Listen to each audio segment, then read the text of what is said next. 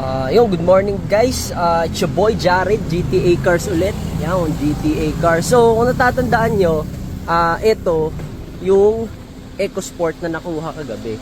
So, ano to guys 2016 na Ford EcoSport, top of the line, titanium na black edition. So, bali ano siya, parang triple black ba, ganon. Ito, sobrang sariwa na ito. Tapos, itong video na to guys, explain ko lang. Syempre, ito yung walkthrough natin sa lahat na nangyayari dito sa unit na to. Mind you guys, ito sariwang sariwa to. Scan natin. Ito. Scan natin siya para makita nyo. So, ito, kaya ito, papakita ko sa inyo. Kasi, regardless may issue man o wala, bababa pa rin natin yung transmission nito. Papalitan pa rin natin siya. So, yan. Okay. Yan. Papalitan pa rin natin siya ng tranny. So, ayun.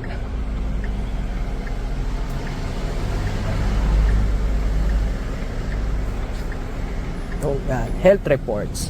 So, ayan. Nakikita mo na health reports niya.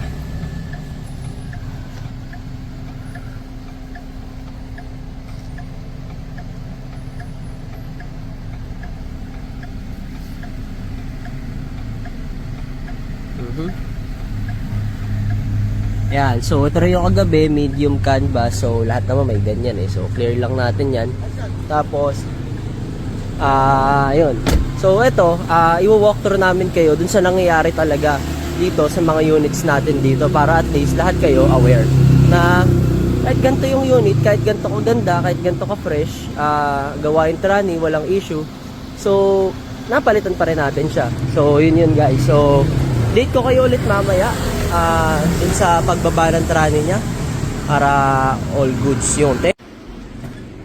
So yun guys, ito yung pinapalit natin sa kanya, mga shift fork, LUK brand yan, original. Ito, kumuha tayo ng isang malupit na brand new. So kung tatanungin nyo kung bakit namin pinapalitan yung mga shift fork clutch ng mga unit natin, wala kaya namin diba Sep? Kaya natin palitan supplier kami ng mga ganito kaya basic lang sa amin yan.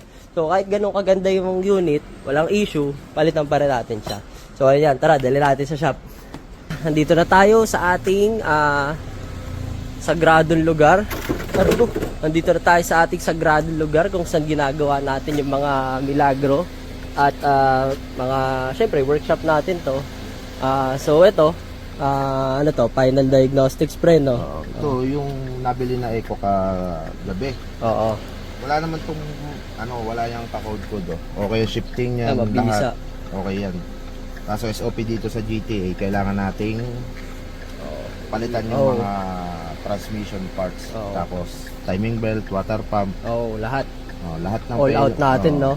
Para yung makakabili, wala na sakit sa ulo. Walang sakit sa ulo yan. Okay, all green yan. Paano yun pre? Ikaw na bahala dito. Ako Tatak naman. GTA yan. Yan. Tapos ito yung shift fork. Ayun sa likod yan. So, ayan. Brand new yan. LUK brand. Legit. So, yun lang. So, update ko kayo mamaya, Sir Lee, kay ito, yung unit ni Sir Leroy. Pero, ito yung nangyari dito sa amin. Ayan siya. So, paano pre? Ikaw na bahala dito, no? So, yun lang. Okay, sige. Yun lang. Maraming salamat at susunod. Mamaya, papakita ko sa inyo kung yung pagkinakabit na. So, yun lang. Thank you. Ayun na nga. Ito na yung EcoSport. So, ito yung kanina. Kita nyo to. Mabilis lang. Real quick. So, ito na siya. Ito yung tranny, nababa na. Tapos, ito yung shift fork na ikakabit natin. Ito yung pinakita ko sa inyo kanina.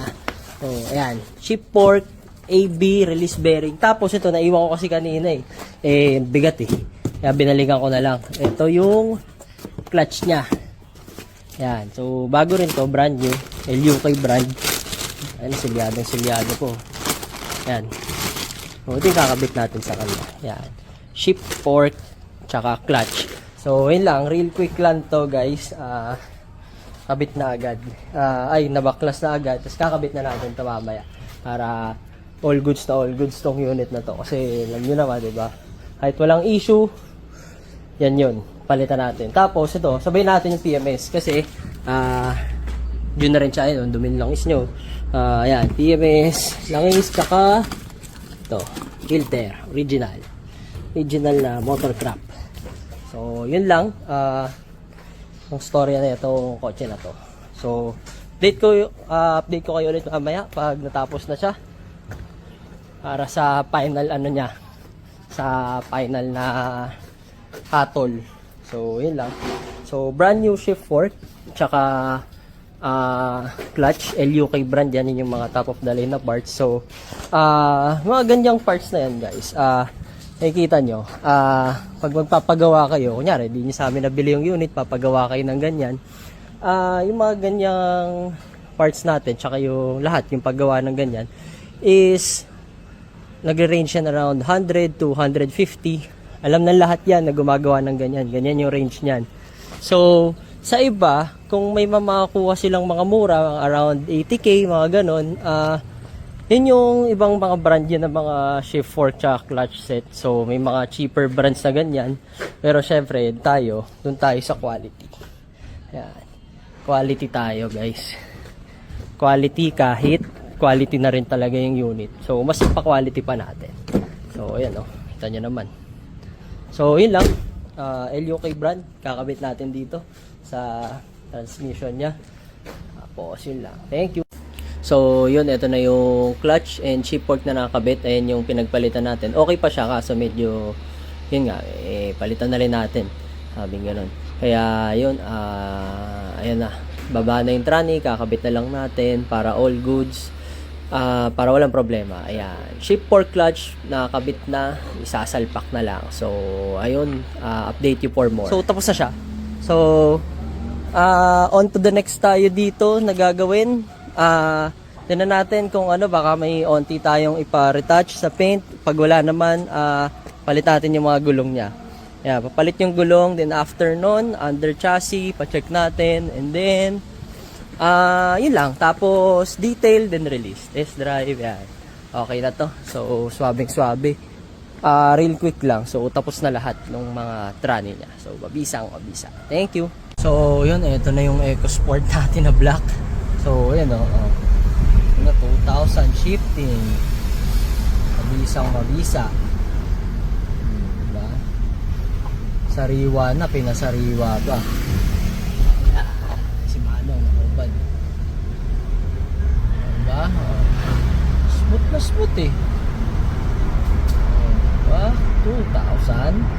2,000 ang shifting. Smoothini ba kung tawagin? So, yun lang. Update soon kung ano yung susunod. So, yun lang. Thank you. So, nandito tayo ngayon sa paint shop. So, ayan. Papakoat na tayo. Pinapadali na natin yung mga paints and everything niya. Yung mga onting dents and scratches. Yan, tulad yan. So, yun lang. Then, after neto, doon na siya sa under chassis. So, yan. Kita nyo naman. Ay, sarado na eh. May shock na ako dito para doon sa likod niya. So, yun lang guys. Update you soon sa final product nito. And then, yun lang. Thank you. So, yun guys. Sa boy Jared ulit. So, tapos na siya sa paint shop. So, makikita nyo. Ito yung final product niya. Okay na. Nawala na yung dent. So, ngayon, nandito tayo sa under chassis specialist. So, ayan. Tawag dito. Tsaka gulong pala.